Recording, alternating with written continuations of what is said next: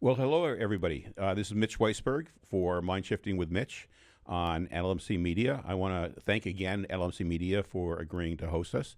This show is really about talking, for the most part, to local people who are doing interesting things, and we try to relate what they're doing to mindsets and mind shifting, to resourcefulness, resilience, and collaboration. My guest today is Risa Crandall, who has a fascinating idea that she's implemented about cooking for strangers and bring them into your house. So, Risa, welcome to Mind Shifting with Mitch. And you're no stranger to LMC Media. Yeah. Because when you came on here, everybody said, oh, Risa, how are you? That's so great. I love LMC, Astrid, Dina, they're all terrific. But it was great to meet you. Well, Dina, I'm not so sure, right? You know, No, Astrid, she introduced us over at the Lions Club. Okay. Right? Dina's great. Okay, good. We'll give her those positive kudos. But yes, it's so wonderful that we have this resource here with LMC Media. And it was great to meet you at the Lions Club and learn a little bit about what you're doing and have this connection.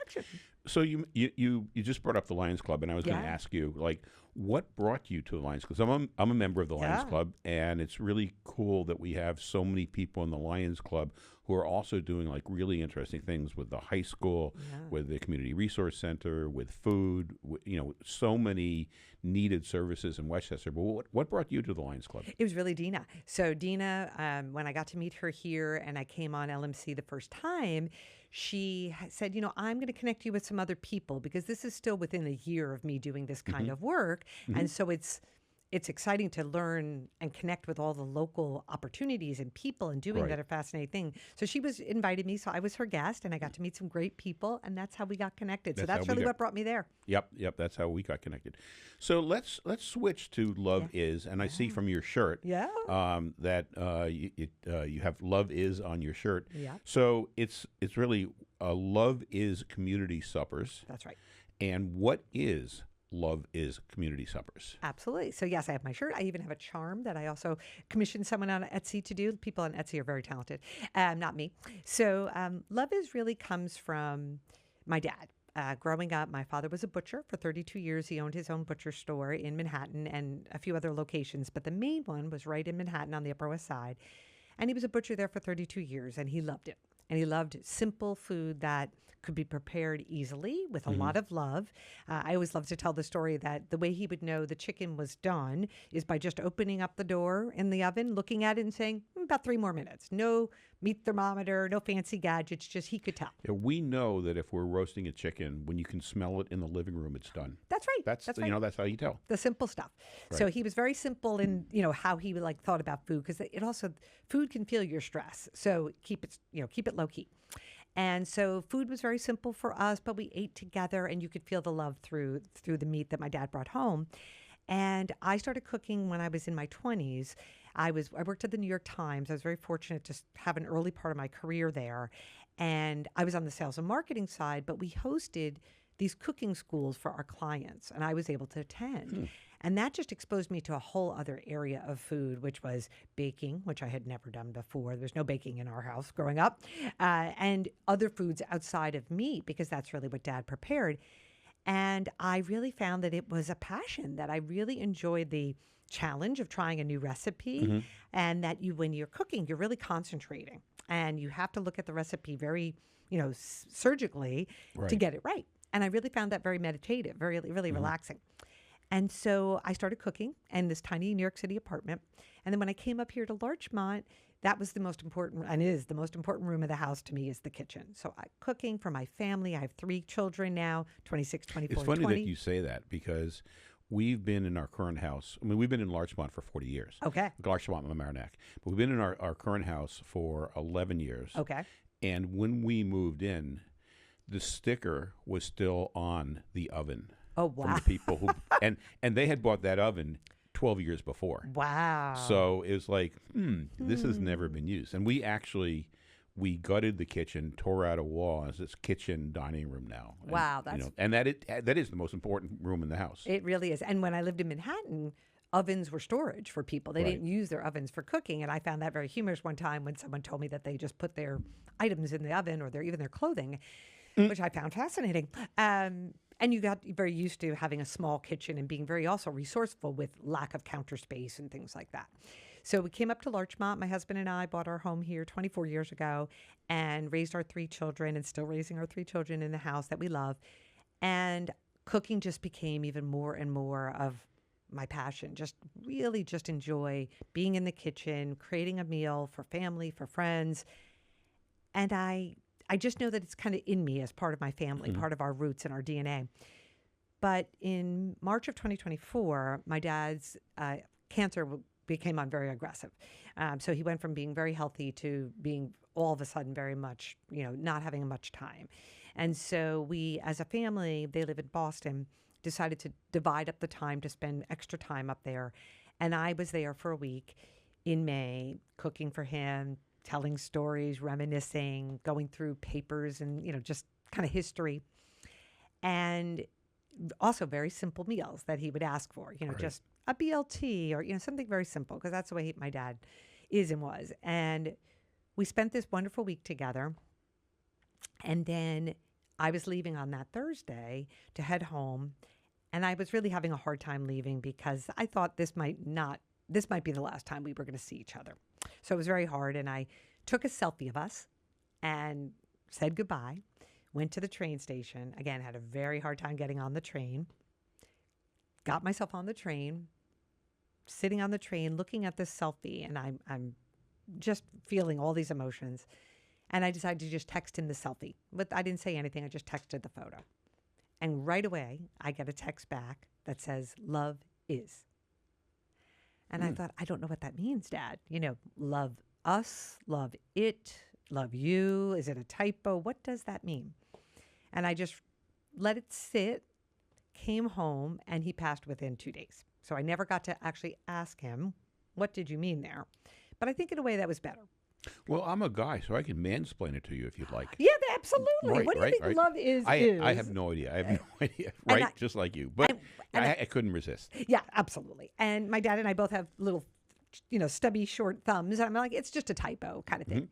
But over time of walking, and I love to walk, and thinking about that phrase, and it's percolating in my head, I decided that's really what it is, this statement. Now, what am I going to do with it? What am I going to do with love is? We both love to cook. We both love storytelling. We love sitting around a table, telling stories, telling jokes. Whenever they would visit, both my dad and his wife, sitting around the kitchen table as I'm cooking, telling stories. That was the routine. That was beautiful. And it was that summer that my middle daughter, Ella, wanted to invite some people over for a meal. And it was all these people that didn't even know each other. It was really kind of a hodgepodge of people. And I thought, and it was on a weeknight, and I was still working in corporate America. And I thought, it grew to be about 17 people. So I had a lot of prep to get ready so that it wouldn't be too stressful. But then I thought, and I was fine with the food part. But then I thought, I wonder how the conversation's going to flow, because these people don't all know each other. This is someone traveling from South America, and someone who's a friend of a friend, and someone's girlfriend. These are people that don't know each other. So I was more nervous about the conversation having a flow than the food. I knew I had the food in great shape. The dinner went beautifully. The conversation flowed. And what I remember so vividly is that whenever there was a little quietness in the conversation, food was always the easy thing for people to discuss. Right? So if there's a little lull in the conversation, oh, what is this herb? Or how did you prepare this? Or whatever it might be. This is so tasty, and I'd love the recipe. And I could see how food really is that common point. We all eat, right? Everybody loves food. And so I thought there's something else here going with this love is about food and conversation and connection. And so thinking about what that phrase meant, thinking about this dinner, I thought, I want to just cook for other people. I've cooked for years and years for family and friends, and I'll continue to do that. But what about all the people out there that I don't know? And so I started researching places and there's only 7 billion people. Right. I have a lot to cover, right? I got a lot to do. I got a long to-do list, long invitation list. And I started thinking about where to host it, because I thought I'd like to find a neutral location that people would feel comfortable coming to because they don't know me. So the Idea Kitchen was a great spot. I had worked there a few times. And where is the Idea Kitchen? Idea Kitchen's right on Palmer Avenue, right across from Longford's Ice Cream. Okay. And they've been there 5 years. And I met with Adam, who's the founder. And I told him what I'd like to do. I'd like to host these community suppers. Would the Idea Kitchen be a good spot for that? Knowing it's really a co-working space by day, but also does events at night. They do comedy there and magic there. They have people in to do these different events. And I thought, maybe. And he's amazing. And we decided, yeah, this is the place. I'm going to do it. So in July of last year, I hosted my first one. And I just posted all over Nextdoor. That was my first way. Posting, I'm hosting this free dinner. The first, 12, 14 people that sign up, just come. It's free. It's about community. It's about connection. It's about food made with love. And I thought, let's just see what happens. If you don't try, you don't know. Kind of what I think Anne LaCoif would call a tiny experiment. A tiny experiment. And I thought, there's no negative. If people don't show, then okay, then I got to figure it out. So, but I hoped that wouldn't be the case. And, people started asking me, what is this? And how is it free? And why is it free? And can I bring something? And can I bring a friend or a mom or a sister or a coworker? Yes, yes, and yes. Please just come. And so in July of last year, I hosted the first one. I made all the food at home, which is what I do in my kitchen, because again, I love my kitchen. Brought all the food. Sunflowers are a big part of our family because my maiden name is Sun and Shine. So again, my dad and the sun, beautiful sunflowers. The tablecloth and the plates are all roosters because that was the emblem of his butcher store. So I'm just tying everything together. And I will admit, I was a little nervous because, again, I don't know these people. My oldest son, Harrison, and my youngest daughter, Sienna, helped out at the event. So I had some hands to help. And everybody showed. And everybody was lovely. And people were very curious about why I was doing this. And I told the story, just like I told you. Right. This is why I'm doing it. And I feel like this is, and I know this is my purpose. And I'm going to see how this one goes and then see what revisions need to be made. And I'm open to feedback. And I said to everyone, tell me what you think. Tell me what I should do differently. What would make this really be a mission? Like people would just say, I can't wait till the next one. And so people do you want people to keep on coming back, or do you want new people each time, or both? Both. I really want both. I've had some, I think one woman's been to 3, which is really kind of cool. How many have you done? I've done 11 so far. 11 since last June? Yeah. Okay. Yeah. I do them pretty much once a month. I've also hosted one at the Community Resource Center, which you mentioned, and also at the Larchmont Mamaroneck Community Counseling Center. Oh, so the CRC, the Community Resource Center, and LMCCC. So I did those at their locations, and they were very different and had a whole different connection to the heart. And so I like the idea of people who want to come often. Maybe bring a friend is a nice idea. When people have said to me, how can I help you? Or what can I do for you? And I love the idea of life is a boomerang, and if you toss it out, right? And I say, just tell somebody. Just tell somebody about what I'm doing, or bring somebody new next time. So I love the hybrid of existing people and new people. And I decided I'm going to host them once a month and keep them also about 15 people, because we're sitting at one long table, almost like Italian style. I don't want it to be too big and lose the intimacy of kind of a cozy meal. So I do have to kind of cap it there. Right. But I felt like once a month was a good cadence. And then in November, I decided to leave corporate America behind and say, I'm good there. I did a lot there. I loved it. It was great, but it's time to not do that and dedicate my time to kind of building out what love is could be in a bigger, bolder way. Keeping the dinners monthly. At the Idea Kitchen is where I've been continuing to host them. But then I also started to find other places to cook, including the Community Resource Center and Cancer Care Support, which is at Gilda's Club up in White Plains. And then just cooking for some other people locally. But the dinners itself are they're still free. They're still free. And I'm trying to figure that out. Like I've had a lot of people say to me, I'd like to donate. Even, to put money in so that you could continue to do this, because I'm funding it myself. There's a question, how do you make it sustainable? Right. And so that's kind of at the tipping or not. point. It doesn't have to be sustainable. That's if you just do once a month, and you're making an impact on 12 people, maybe 6 new people, 6 existing people. That's right. That has a tremendous ripple effect because those people talk to others. That's right. I love the fact that it spreads the word, spreads the compassion. But I am at that tipping point where I am thinking about, people have asked me frequently, I'd like to donate money, or I'd like to put money into this kind of fund so you can do this bigger and bolder, perhaps, or that perhaps other people in other cities might want to do this, and there's this fund that they could tap into, something along that lines. And I love that idea. Someone who's come to 2 of the dinners donated money, for example, to Feeding Westchester. She said, you didn't give me an option, so I just went with that. I'm like, well, that's beautiful. That's great. Thank you for doing that. So I am trying to figure that part out. Someone mentioned to me locally too, maybe you get a sponsor or maybe some, foundation. And those are all things that I'll kind of explore. I'm dealing with the same thing with MindShifting with Mitch. Yeah. So I teach classes mostly to educators. Right. We teach the classes to educators free in New York State and in the state of Washington. We're maxed out. We have expanded so that we started at 10 or 15 people, but we're now maxed out at, we won't teach more than 100 people at a time. And the courses book out about 2 months before the course. Wow. So the question is, what do we do? Right. I don't teach the course just myself. I have, there's 2 other people who teach the course, but they need to be paid. Sure. Like I'm in a different stage of life, like you. Like I can sponsor the things that I'm passionate about when I know that I'm making a difference with people. Right. But people in their 30s, 40s, 50s, of course, they need to earn money. So the question in my mind is, how do I? Right. What do I have to do, or what could we do to enable others to be able to carry this on and spread the word? And I don't know either. Yeah, we're trying to figure that out. It's all new to me, right? It's new to me, and being part of, I joined the Chamber of Commerce in Larchmont too, to just kind of get connected to local business people, because there are ideas out there that that I'm just not as familiar with. So I'm kind of navigating my way there. But net, I want this to remain organic.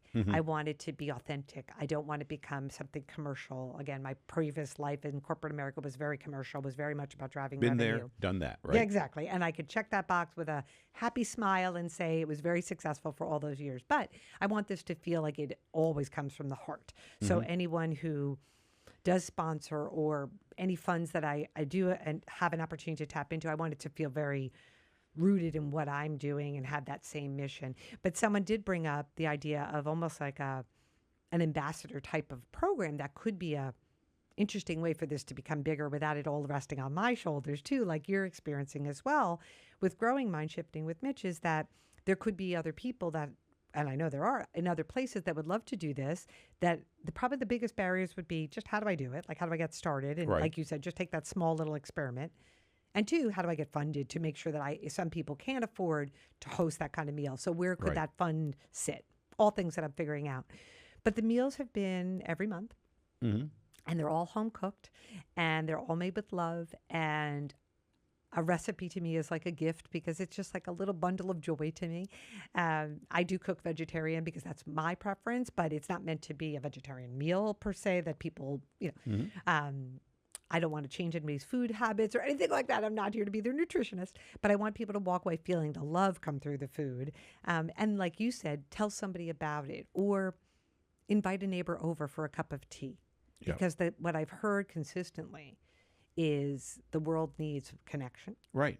And so just neurologically, what happens is when we're eating, we're releasing dopamine, which is a happy hormone. Yes. And when we're doing things with people, we're releasing oxytocin, and we have this tremendous drive as a species to socialize and to be with other people. And when we do that, oxytocin makes us happy. And so when you're eating with other people, you're getting a hit of dopamine, you're getting a hit of oxytocin, and that that's really what's going on in our brains and body that's really making it so enjoyable. That's right. And people are I had one guest who's come to 2 dinners who said to me, it was really hard for him to come because people have gotten very isolated and disconnected and lonely. And though he saw the posts and he got the vibe from me, because I'm a very perky, happy person, that, oh, she seems lovely and happy and what could go wrong? But it's still, he said to me, he took me aside and said it was really hard for me to come here tonight. Right. I didn't know what to expect. And even the second one that he came to, now he knew what to expect. But he said it still was hard because we've all gotten into more of a routine of being home more often and doing things in a certain way. We all have these, what I call these saboteurs that are always out there preventing us from trying new things. That's so they're always saying, you're not good enough, nobody's going to like you, you're going to fail. And, if we're not aware that those voices are just trying to protect us, and it's not truth, Right. It's just a way of our brains protecting us. Right. You know, it becomes truth to us. It's like, oh my gosh, I can't go to this because I'm going to go there and I'm not going to be able to talk to people. And yet, if we can take a step back and we can say, well, you know something, that's just my saboteurs telling me I don't have to listen to that. I acknowledge that they're there, but I'm going to do this anyhow. We can try new things like going to dinner or launching a whole love is community dining, you know, and trying it out. That's right. That's right. I was just listening to a podcast yesterday with Barbara Corcoran on it, and I think she's just fantastic. And she talked about what would be the worst thing if it didn't go well. You just retool it and you keep going. Like there wasn't too much risk other than just my heart, right? Because this is such a passion for me.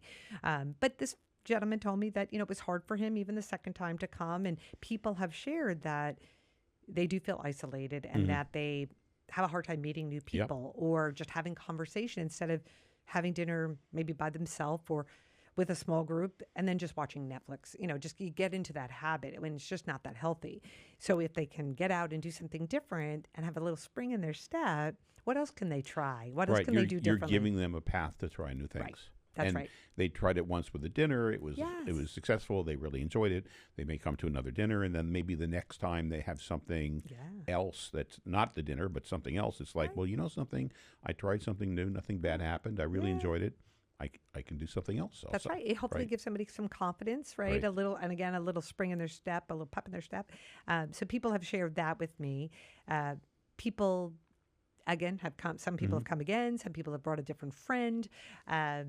And so it just feels, it is definitely my purpose. It definitely is my passion. I love the feedback I get. And people give me really great suggestions, too, about, you know, name tags, for example. I didn't do name tags at first because that felt like my old life of corporate America where everything was, But it is a great idea because after you introduce yourself to somebody and then you can't remember. I can't remember their names. Right. And now you're sitting across from Mitch and you're thinking, oh, I would like to address him by name, but I don't want to say the wrong thing. Right. So little suggestion.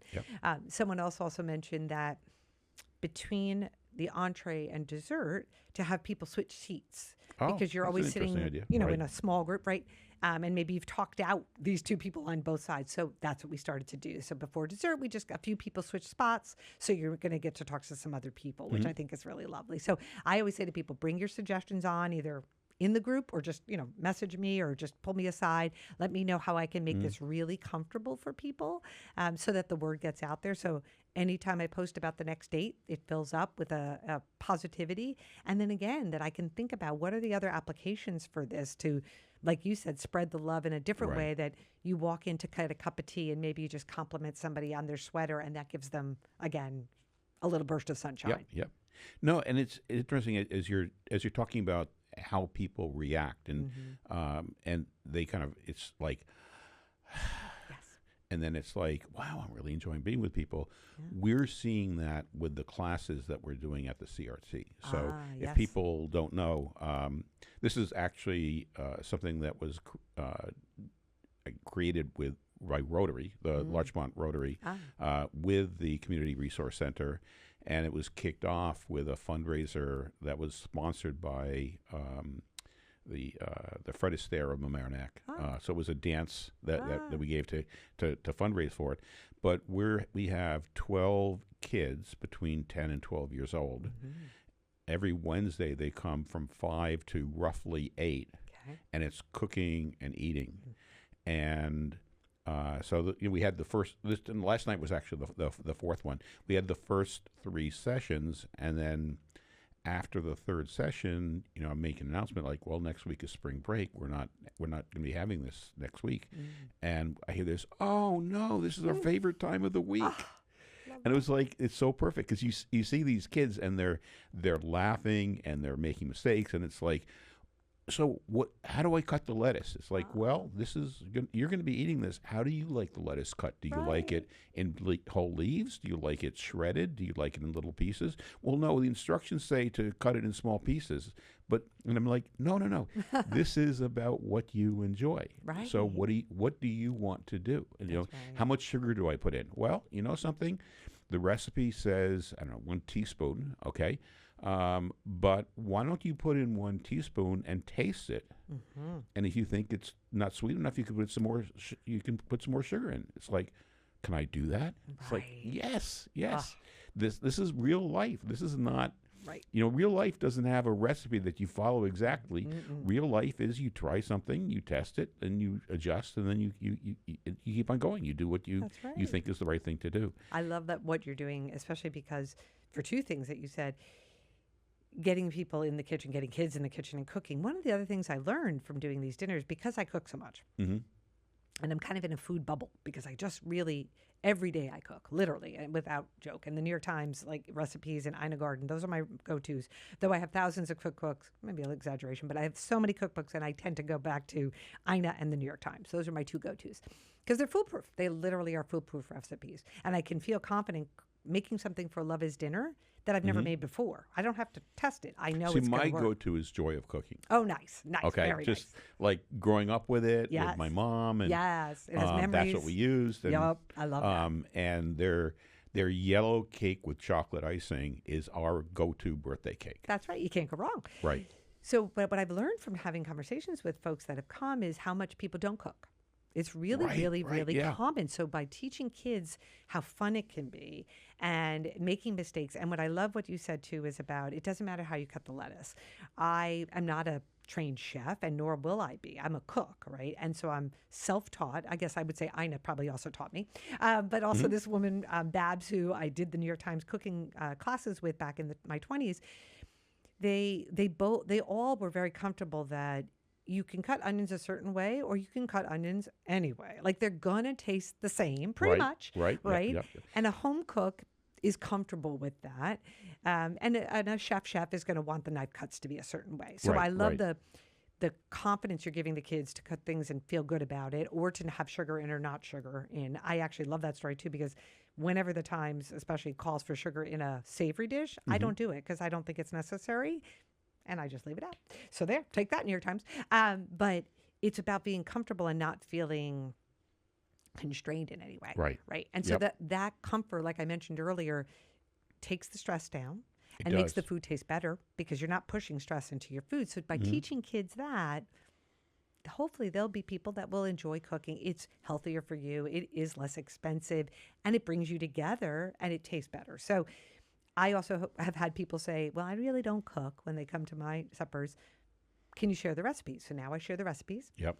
And I have heard from people that they've tried a couple of them, which makes me really happy that, again, that small little change in their day to cook something instead of ordering in from, DoorDash, that's good. That's a positive love is step. The whole idea is how it fits in your life too. There's no cookie cutter. And you mentioned my sweater too. And I just started to, find some great people on Etsy that can do that. And people have said to me, I would wear that sweater. And so, again, if that inspires somebody to have a statement, be provocative, and have people be curious, what does that mean? I think that's a good thing for shifting the mind, for opening the mind, and getting people talking. Yeah. Last night, the kids made lentil tacos. Actually, lentil tostados. Nice. So it was cutting the onions, and how big should the pieces of the onions be? As you just said, it's like they're going to taste the same. Yep. So how do you like your onions in your food? Do you like big pieces? Do you like little pieces? Cut it that way. Right. And then, well, how do I know the onions are done? Well, when they're soft and they start turning a little bit of a color, then you know that they're done. And if they get a little bit overdone, it'll still taste good. And if they're a little bit underdone, it'll still taste good. So you figure it out. And then putting the lentils in and the water in and letting it steep and then moving on to the next thing. And so of the 12 kids, I would say 9 of them said this was their favorite dinner. And I never would have predicted that. And a vegetarian meal. Lentils, it's like, lentils is kind of plain, but you put a little bit of taco seasoning in, you mix it up, and then we had them make banana fritters for dessert. Oh, fun! It's funny you say that too. People, And again, I'm not trying to have anybody change their food habits. Right. But I prefer vegetarian. I've been a vegetarian for 20 years. Funny story that Dad was a butcher, right? So kind of interesting. But he was very supportive of my vegetarianism. My family eats a lot of vegetarian, but not anybody else who's 100% in like me. My husband is when he's home, but when he goes out, he'll enjoy whatever. And all of my kids kind of have varying degrees but they all love a vegetarian meal as well. But I had people, I don't say when I post about it or when I send the menu a week in advance, I don't say this is a vegetarian meal. People can either notice it or they cannot, right? And I've had people say to me at the suppers, I noticed there was this one woman said, I noticed there was no chicken. And I was curious, like it's all vegetables. And I'm curious, like, will I be full? Will it be tasty? And it's so funny that we're in 2026 and people still are. They have no idea. Questioning, a lot of people, right? Right. And everything that I cook is very flavorful. Lots of spices, lots of herbs. My husband's a gardener, so we get a lot of beautiful herbs that are grown at our house as well. And people are just also, again, really surprised how great and full they feel. And again, they don't have to do anything vegetarian going forward, but it just maybe opened their mind to something they never thought of in that way. And I think that is what love is. I think all of this is what love is in your own interpretation. And again, if it gives you a little bit of warmth inside and makes you happy, that's what my dad was saying, and that's what he is saying. Eating with other people, eating food that doesn't have a huge impact on the environment, that's very flavorful. Right. So if people, do you have a website? I do. It's loveis.com, love-is.com. So very simple.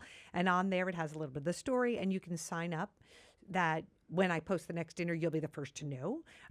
April and May are already fully capacity, which is really exciting. And so I'll be starting to work on the summer ones, picking the dates and doing that. So everybody will get that information when they sign up. I just start to do a newsletter too, just once a month with a Love Is story, so people can be part of that. And then I am, like I mentioned, cooking for the CRC as well. And once what do you do at the CRC? I'm looking at the time. So, keep me on point. Quickly, what do you do for the CRC? Yeah, so I wanted to, once I stopped the corporate America, I said, well, I'm doing these dinners once a month, but that doesn't really fill up a whole month of time for me. So I started looking for other local organizations where I could cook. And through LMCCC, they connected me to the CRC. And I did host a dinner there back last summer. And I asked them if there was any interest. And they said, we'd love you to make a meal once a week. So when we have our members in to do some of the training that we do and the workshops that we do, that there's a meal there. Right. So I do that. I'm going to drop it off after our interview today, Mitch, right down the road. So I drop off once a week for them. And then also Gilda's Club, the CRC, and Helica connected me to Gilda's. It's all about connections, right? Yep, that's what it is. And Gilda's Club has people, their members in every Wednesday for a full day of yoga and meditation and therapy. And so now they have a lunch cooked by me. Okay. That sounds wonderful. It's beautiful. Well, I'm going to give you a copy of my book. I love it. The MindShifting, Stop Your Brain from Sabotaging Your Happiness and Success. Great. And it's very much aligned with the Love Is community meals. Yes. And for people in the area, if you're interested in joining a Love Is, it's love-is.com, right? Correct. Love-is.com. And or when you go to the site, if you're thinking about doing something similar, my guess is there's a way to contact you on the site. And so if you want to put together something yourself for friends or strangers, you can contact Risa and you can do your own tiny experiment. That's and try something new because it's fun. Right. And put your own personal spin on it too. Right. Maybe it's just you host tea. Or maybe you host cupcakes, whatever you want to do. Just make it your own. That's the idea. So it feels, again, very authentic to you. So I'm going to sign off. This is Mitch of MindShifting with Mitch, and we'll see you next month. Have a great time, and thank you, Risa, for joining us. Thank you, Mitch, for having me. Thank you, LMC, and Love Is.